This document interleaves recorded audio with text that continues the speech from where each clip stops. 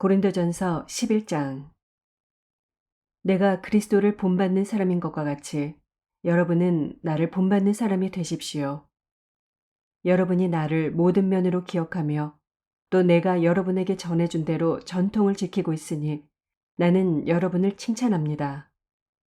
그런데 각 남자의 머리는 그리스도요, 여자의 머리는 남자요, 그리스도의 머리는 하나님이신 것을 여러분이 알기를 바랍니다.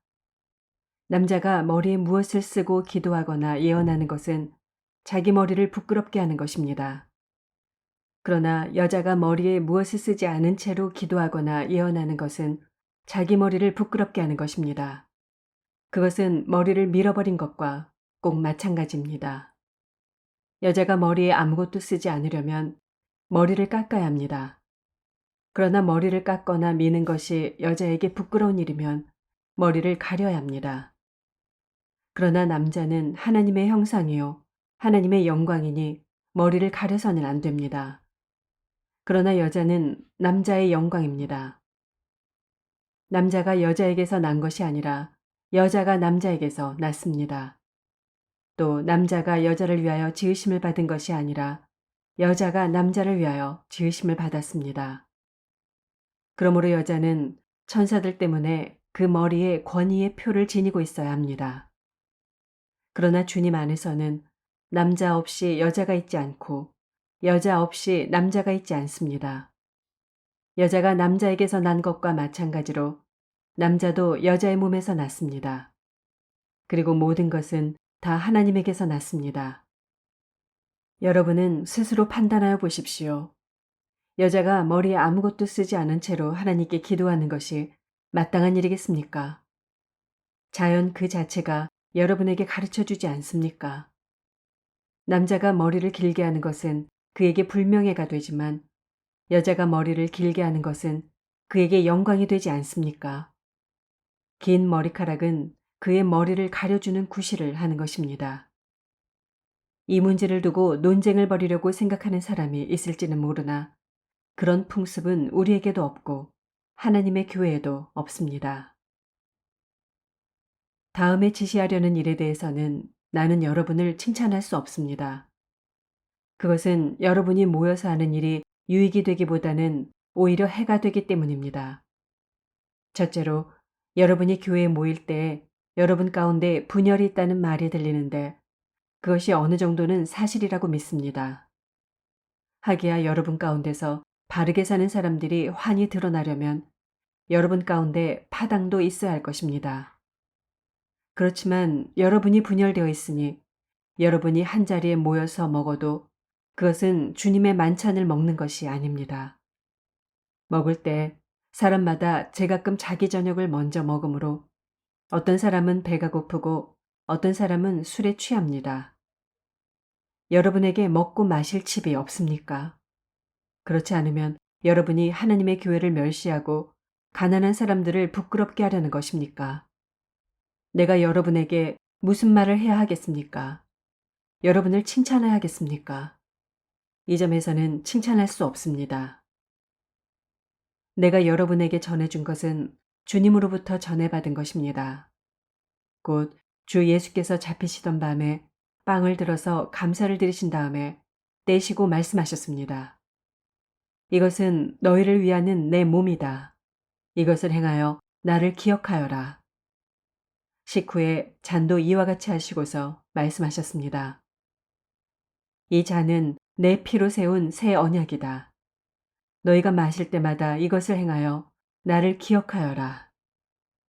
그러므로 여러분이 이 빵을 먹고 이 잔을 마실 때마다 주님의 죽으심을 그가 오실 때까지 선포하는 것입니다. 그러므로 누구든지 합당하지 않게 주님의 빵을 먹거나 주님의 잔을 마시는 사람은 주님의 몸과 피를 범하는 죄를 짓는 것입니다. 그러니 각 사람은 자기를 살펴야 합니다. 그런 다음에 그 빵을 먹고 그 잔을 마셔야 합니다. 몸을 분별함이 없이 먹고 마시는 사람은 자기에게 내릴 심판을 먹고 마시는 것입니다. 이 때문에 여러분 가운데는 몸이 약한 사람과 병든 사람이 많고 죽은 사람도 적지 않습니다. 우리가 스스로 살피면 심판을 받지 않을 것입니다.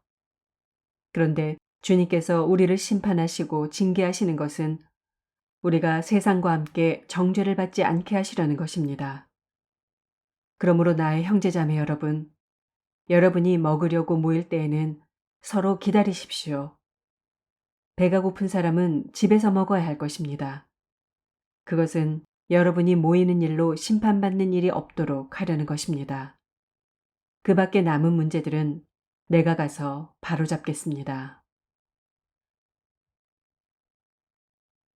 12장.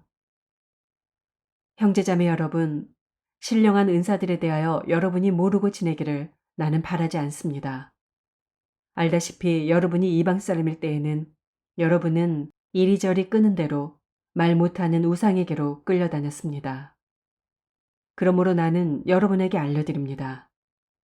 하나님의 영으로 말하는 사람은 아무도 예수는 저주를 받아라 하고 말할 수 없고, 또 성령을 힘입지 않고서는 아무도 예수는 주님이시다 하고 말할 수 없습니다. 은사는 여러 가지지만 그것을 주시는 분은 같은 성령님이십니다. 섬기는 일은 여러 가지지만 섬김을 받으시는 분은 같은 주님이십니다. 일의 성과는 여러 가지지만 모든 사람에게서 모든 일을 하시는 분은 같은 하나님이십니다. 각 사람에게 성령을 나타내 주시는 것은 공동이익을 위한 것입니다.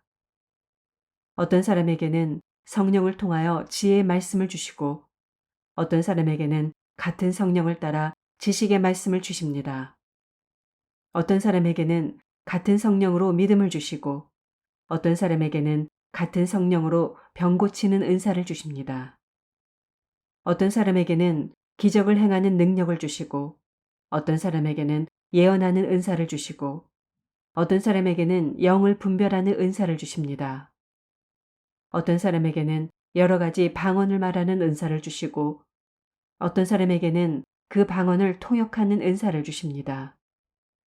이 모든 일은 한 분이신 같은 성령이 하시며 그는 원하시는 대로 각 사람에게 은사를 나누어 주십니다. 몸은 하나이지만 많은 지체가 있고 몸의 지체는 많지만 그들이 모두 한 몸이듯이 그리스도도 그러하십니다. 우리는 유대 사람이든지 그리스 사람이든지 종이든지 자유인이든지 모두 한 성령으로 세례를 받아서 한 몸이 되었고 또 모두 한 성령을 마시게 되었습니다. 몸은 하나의 지체로 되어 있는 것이 아니라 여러 지체로 되어 있습니다. 발이 말하기를 나는 손이 아니니까 몸에 속한 것이 아니다 한다고 해서 발이 몸에 속하지 않은 것이 아닙니다. 또 귀가 말하기를 나는 눈이 아니니까 몸에 속한 것이 아니다 한다고 해서 귀가 몸에 속하지 않은 것이 아닙니다. 온몸이 다 눈이라면 어떻게 듣겠습니까? 또 온몸이 다 귀라면 어떻게 냄새를 맡겠습니까? 그런데 실은 하나님께서는 원하시는 대로 우리 몸에다가 각각 다른 여러 지체를 두셨습니다. 전체가 하나의 지체로 되어 있다고 하면 몸은 어디 있습니까? 그런데 실은 지체는 여럿이지만 몸은 하나입니다. 그러므로 눈이 손에게 말하기를 너는 내게 쓸데가 없다 할 수가 없고 머리가 발에게 말하기를 너는 내게 쓸데가 없다 할 수 없습니다. 그뿐만 아니라 몸의 지체 가운데서 비교적 더 약하게 보이는 지체들이 오히려 더 요긴합니다. 그리고 우리가 덜 명예스러운 것으로 여기는 지체들에게 더욱 풍성한 명예를 덧입히고 볼품없는 지체들을 더욱더 아름답게 꾸며줍니다. 그러나 아름다운 지체들은 그럴 필요가 없습니다. 하나님께서는 몸을 골고루 짜 맞추셔서 모자라는 지체에게 더 풍성한 명예를 주셨습니다. 그래서 몸에 분열이 생기지 않게 하시고 지체들이 서로 같이 걱정하게 하셨습니다. 한 지체가 고통을 당하면 모든 지체가 함께 고통을 당합니다. 한 지체가 영광을 받으면 모든 지체가 함께 기뻐합니다. 여러분은 그리스도의 몸이요 따로따로는 지체들입니다. 하나님께서 교회 안에 몇몇 일꾼을 세우셨습니다. 그들은 첫째는 사도요, 둘째는 예언자요, 셋째는 교사요, 다음은 기적을 행하는 사람이요, 다음은 병 고치는 은사를 받은 사람이요, 남을 도와주는 사람이요, 관리하는 사람이요, 여러 가지 방언으로 말하는 사람입니다. 그러니 모두가 사도이겠습니까? 모두가 예언자이겠습니까? 모두가 교사이겠습니까? 모두가 기적을 행하는 사람이겠습니까? 모두가 병 고치는 은사를 받은 사람이겠습니까? 모두가 방언으로 말하는 사람이겠습니까? 모두가 통역하는 사람이겠습니까? 그러나 여러분은 더 큰 은사를 열심히 구하십시오. 이제 내가 가장 좋은 길을 여러분에게 보여드리겠습니다.